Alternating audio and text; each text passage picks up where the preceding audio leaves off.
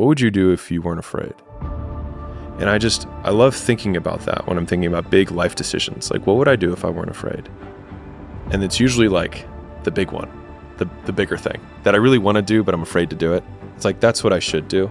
And the crazy thing is that you can change your life in one decision. I can get drunk, drive in a car, and change my life forever, right? It can happen like that. But it can happen just like that the other way. It's just that the outcome's delayed.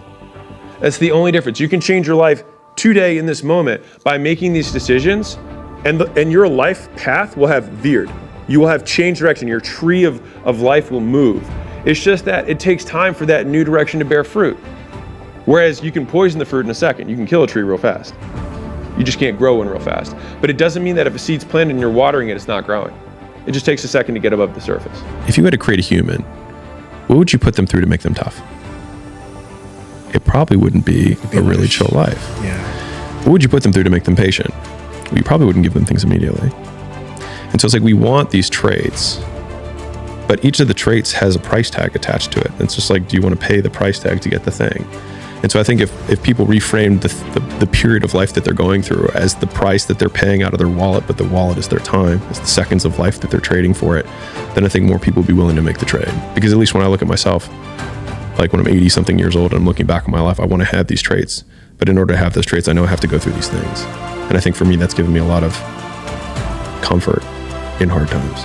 You have to kill your current self for your new self to have room to grow. And so it's this constant appraisal of your skills and activities and saying, which of these makes me stronger?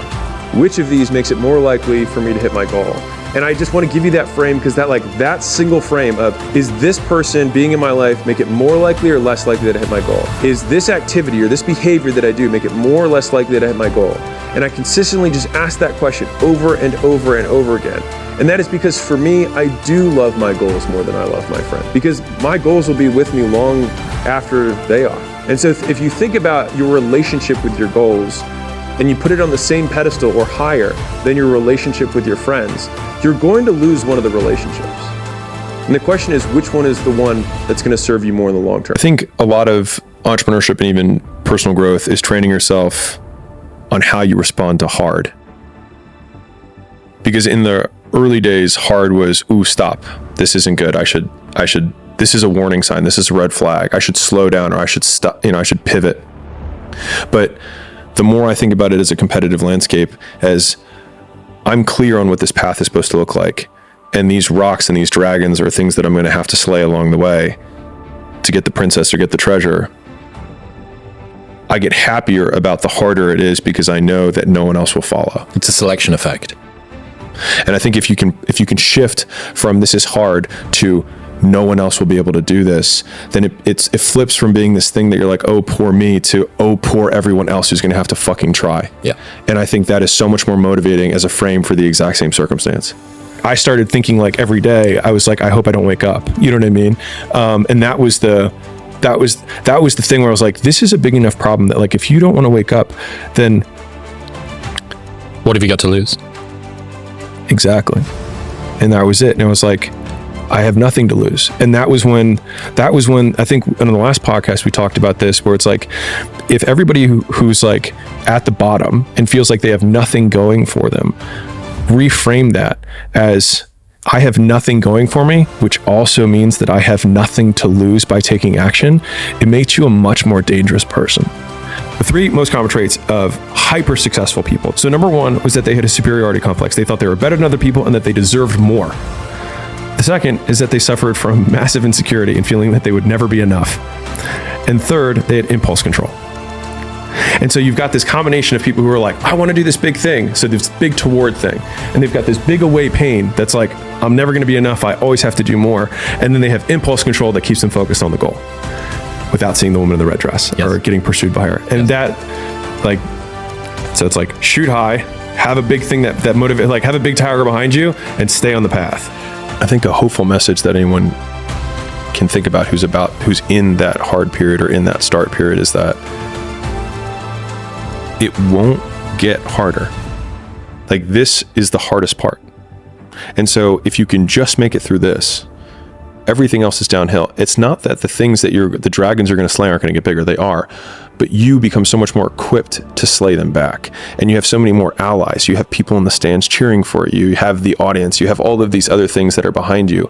But at the beginning, it's just you with a stick against a bear. And arguably that fight is a harder fight to win than beating a dragon when you have a nuclear bomb and 6 nations behind you. And so it's not even like the size of the hardship, it's just also the resources and how few of them you have, and how so much of the beginning is literally burning the one thing you have, which is time. Because you have no leverage. You don't have the money to pay other people to help you. You don't have the resources to go like get someone no one can learn it for you. It's like there's a lot of the things that we care about a lot. Like no one can work out for you. It doesn't matter how much money you have.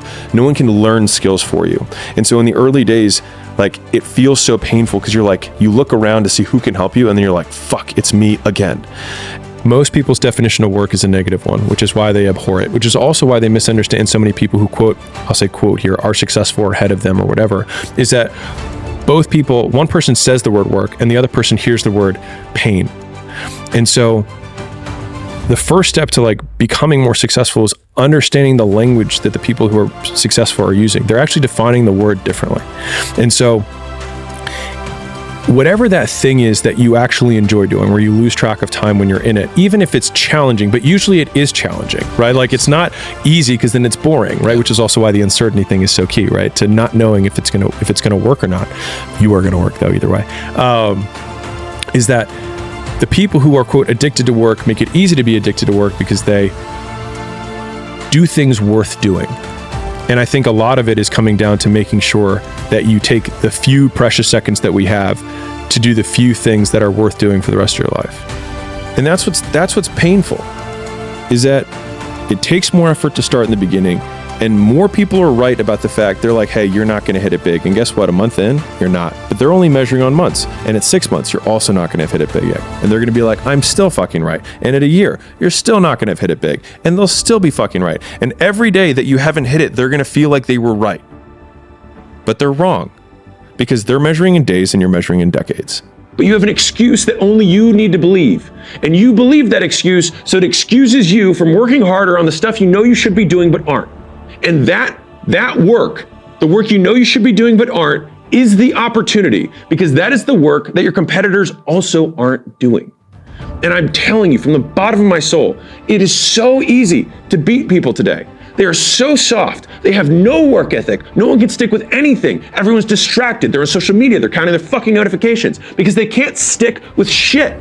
Every single person who wants to do something with their life and has done something with their life has gone through the exact chapter that you're going through. And it's the lonely chapter. It's the chapter where you don't fit in with your own friends, but you don't have the outcomes yet to fit into a new group of friends. And you're doing this thing, you're consuming content on the internet, you're doing these free tutorials online to try and figure out how to set up a podcast and where do I host this thing? And then you're going through this and you're like, is this even worth it? Because you have no signs of success, right? But if there's anything that you can take away from what we're saying right now, is that the sign of success is the hate that you get along the way. And what you can't do is bend the knee to their hate and fit back into the conformity because it's comfortable and it's warm. Because like in the Matrix, when Trinity opens the door, when Neo's about to go take the red pill and he wants to get out of the car, she says, Neo, you've been down that road and you know exactly where it leads. And I know that's not where you want to be. The only thing that you can do is win so big that all of them constantly compare themselves to you, and then you'll forget they exist. And that's when he said, success is the only revenge. He's like, it's not the best revenge. He's like, it's the only one. There's no other revenge, because everything else is petty. Everything else does show that you were thinking about these people all day long, which means they win by default. He's like, all you can do is think about your goal and winning. He's like, and when you win, that's when you become so big that they shrink into irrelevance. You cast a shadow that no one even can see them behind you. People only root for people who don't need it. Like the amount of times when I was on my lonely path where I was too different from the friends that I had, but not successful enough to be friends with the people that I wanted to be friends with. That's when you want people to root for you. That's when you want people to support you. Once you've already won, people are like, he's amazing, he's so good. But like, that's the time when you need it the least. And so you always have to be the person who roots for you before everyone else does. And it's usually a single clap in the auditorium for a very long period of time. It is a slow clap that's just you rooting for you. Champions are broken. We're like, huh? He's like, people look at champions and try and find something that champion has that they don't have. He's like, but it's not that at all. He's like, they lack something everyone else has, which is an off button. They just don't stop. And at the end of the day, like, if we're optimizing for outcomes, then the most broken person will win. The person who has the absolute biggest, desire for achievement, the absolute biggest fear or pain that they're running away from, every hardship that you encounter, if you reframe it as the story that you will someday tell to yourself of the person that you have become based on the dragons you've slain and the obstacles you've overcome, then I think that makes those obstacles a unique opportunity for self-improvement, because we can be grateful for these things. I think Jocko has a whole bit on this where whenever something bad happens, he says good. And I think it's a great trained response, because if something bad happens, my trained response isn't good. It's, I will tell the story someday. And so I think if you have that frame, then everything serves you. Because if something good happens, cool. If something bad happens, it'll be a story that I will someday tell. Because it assumes that you will live through it, and it assumes that you will eventually figure it out. And so then you can't lose.